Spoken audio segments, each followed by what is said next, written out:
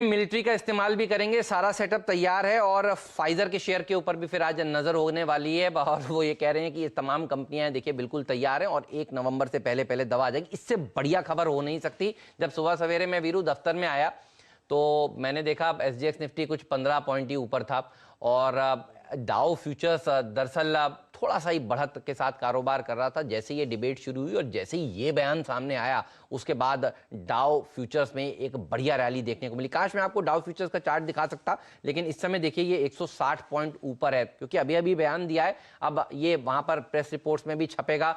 मुझे लगता है कि फिर आज अमेरिका के बाजारों में एक अच्छी रैली फिर देखने को मिलनी चाहिए। ये वो खबर है जिसने दरअसल ग्लोबल मार्केट्स को ऊपर लेकर गए हैं। मेरी स्ट्रैटेजी भी एक बार दिखा दीजिए और उसके बाद फिर एक्सपर्ट्स को जोड़ते हैं। मुझे लगता है एक तो देखिए हम लोग सोच रहे थे पता नहीं क्या निकल कर आए, यहां तो पॉजिटिव चीज निकल कर आई है। तो पॉइंट नंबर 1 सबसे बढ़िया बात आज सुबह सवेरे हमारे हाथ ये लगी है। पॉइंट नंबर 2 दूसरी सबसे अच्छी बात यह है कि चाइना का जो मैन्युफैक्चरिंग का पीएमआई का आंकड़ा है वीरू, ये बहुत अच्छा आया है।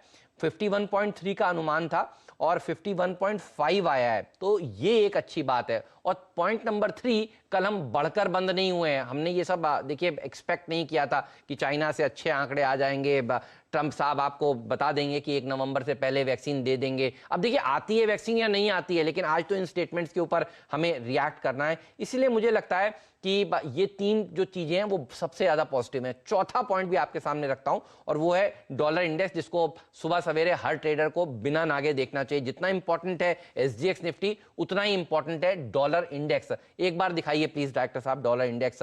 कल मैं आपको दिखा रहा था ये 94.75 के आसपास पहुंच गया था। अब देखिए ये धीरे धीरे करके कूल डाउन हो रहा है। ये इमर्जिंग मार्केट्स के लिए अच्छी बात है, हमारे लिए तो अच्छी बात है। ये देखिए 94 के नीचे का डॉलर इंडेक्स यानी 94.75 के आसपास का एक बार देखिए ऊपर जाकर ये अटक रहा है। ये बहुत अच्छे संकेत आज मुझे नजर आ रहे हैं। एफआईआईस देखिए बेचेंगे तब जब ये 94 के ऊपर निकलेगा और एफआईआईस की तरफ से इनफ्लोज आएंगे, ये बाजार मानकर चलता है। अगर ये 92 के पास जाता है तो अच्छा है, अगर ये और थोड़ा सा नीचे आता है तो ये पॉजिटिव बात मानी जाएगी। तो वीरू मुझे तो घबराहट जैसे कोई संकेत नहीं नजर आ रहे। और कल का बाजार भी देख लीजिए, कोई बहुत बड़ी मंदी नहीं थी। बैंक निफ्टी की वजह से हम थोड़े से नीचे आए थे और ऐसे बाजार में भी देखिए निफ्टी जो है वो कुल 5 पॉइंट ही नीचे जाकर बंद हुआ। इसलिए मैं कह रहा हूं बहुत मंदी में मत रहिए, तेजी में रहिए। और इकोनॉमी का बैरोमीटर होता है ऑटो, और मुझे लगता है आज फिर आपको ऑटो एंसिलरी सेक्टर के ऊपर फोकस करना चाहिए। इसीलिए जो मैंने हेडिंग दिया है वो ऑटो एंसिलरी सेक्टर दिया है।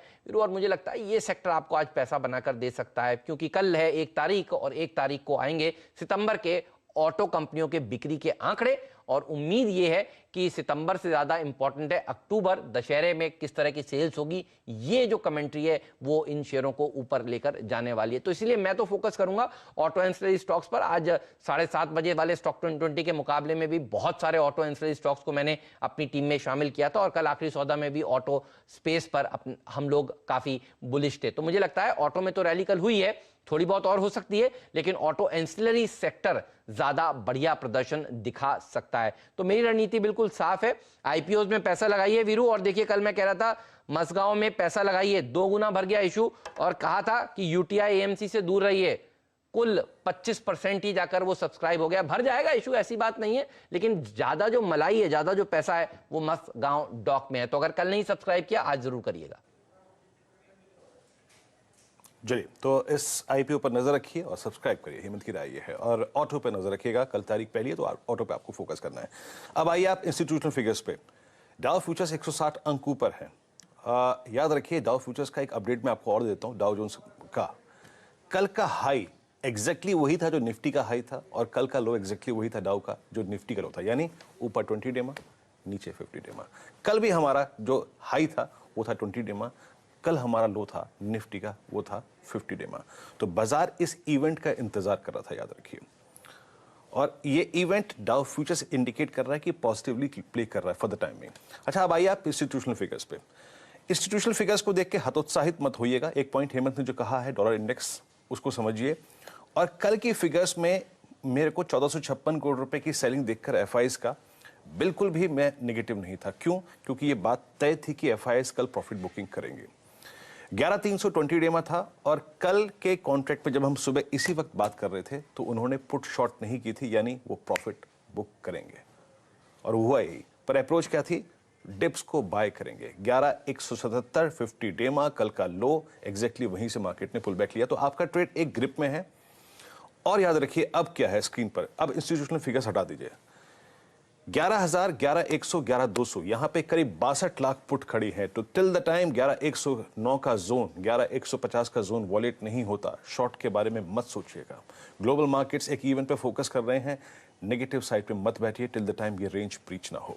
और ऊपर याद रखिए 11,300 पे जहां पे सबसे बड़ी कॉल्स खड़ी हैं, करीब 34 लाख का आउटस्टैंडिंग हुआ और कल 11,400 पे भी कॉल बिकी है, ये एक आपका सप्लाई जोन होगा। लेकिन अगर आपके कल के लॉन्ग हैं और आज सुबह अगर राइड करने का मौका मिले तो सिर्फ आपको निगाह रखनी है 11,300 पे और 11,310 पे। याद रखिए ये इंडियन मार्केट्स का एक सबसे स्ट्रॉन्ग ब्रेकआउट पॉइंट होगा जो आपको 11,387 या फिर 390 की ट्रेजेक्ट्री में ले जाके खड़ा कर देगा। आपकी स्क्रीन पर आप देखें ये है। और याद रखिएगा निफ्टी के पास एक एडवांटेज और है और वो है रिलायंस, जो कि अब एक बार फिर से नीचे से रेस्ट मोड में आने के बाद अपने सारे क्रिटिकल एवरेजेस के ऊपर आके बैठ गया है। निफ्टी बैंक पे मैं थोड़ा सा शॉर्ट पे समराइज करूंगा। 21,300, 21,200 एक स्ट्रॉन्ग सपोर्ट जोन है, ये एक बाय जोन है। लेकिन 21,800 एक बहुत स्ट्रॉन्ग सप्लाई जोन है। 21,654, 21,700 एक स्ट्रॉन्ग सप्लाई जोन है, ये एग्जिट जोन है फॉर द टाइमिंग। लेकिन जिस प्रकार से ग्लोबल मार्केट अगर आप देखें इस वक्त शेप अप है और डाउ फ्यूचर्स ऊपर है, 21,800 पे नजर रखिएगा, ये एक मेजर ब्रेकआउट पॉइंट होगा बैंक निफ्टी के लिए। चलिए अब अपने पैनल से बात करते हैं और मुलाकात करते हैं। और प्रकाश गाबा हमारे साथ मौजूद हैं टेक्निकल से बाजार पे बातचीत करने के लिए। साथ ही साथ राजेश सतपुते हैं और अजय बग्गा जी से भी बात करेंगे कि एग्जैक्टली अगर आप देखें इस प्रेसिडेंशियल डिबेट को वो कैसे अप्रोच कर रहे हैं और कैसे समझ रहे हैं। बग्गा साहब मौजूद हैं? अभी मौजूद नहीं है। इनफैक्ट प्रकाश दीवान मौजूद हैं। Prakash ji good morning. प्रकाश जी मौजूद है क्या हमारे साथ? ओके, प्रकाश जी भी मौजूद नहीं है। ओके, प्रकाश दीवान सर गुड मॉर्निंग, कार्यक्रम में स्वागत है आपका। पहला कमेंट आपका ही, आपने आई होप सुबह 6:30 से इस डिबेट को सुना होगा और साथ ही साथ चाइना के पीएमआई आंकड़े, इन दोनों आंकड़ों पर आपकी पहली प्रतिक्रिया और इन आंकड़ों पर इंडियन मार्केट्स कैसे रिएक्ट करेंगे और इस डिबेट पर आप तक का आपका reaction? I think Veeru good morning. बहुत सिंपल चीज ये समझ आ रही है कि जो डिबेट है, जो सोचा था कि ट्रंप साहब के लिए बहुत आसान हो सकता है, जो एक महीने पहले लग रहा था, वैसा इस डिबेट को देखने के बाद ऐसा लग नहीं रहा कि बाइडेन साहब बहुत आसानी से हिम्मत हारेंगे। और इस जो डिबेट का इस सारे द्वंद्व का जो विकल्प निकलना है वो थोड़ा सा अनप्रिडिक्टेबल और बन गया है। That is one.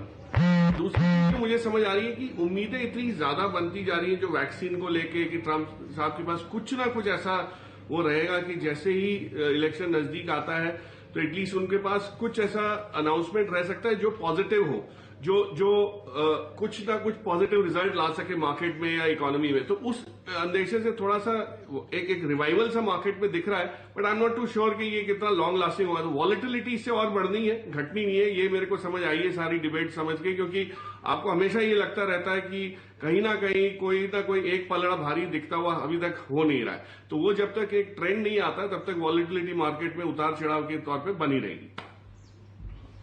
तो देखिए वॉलेटिलिटी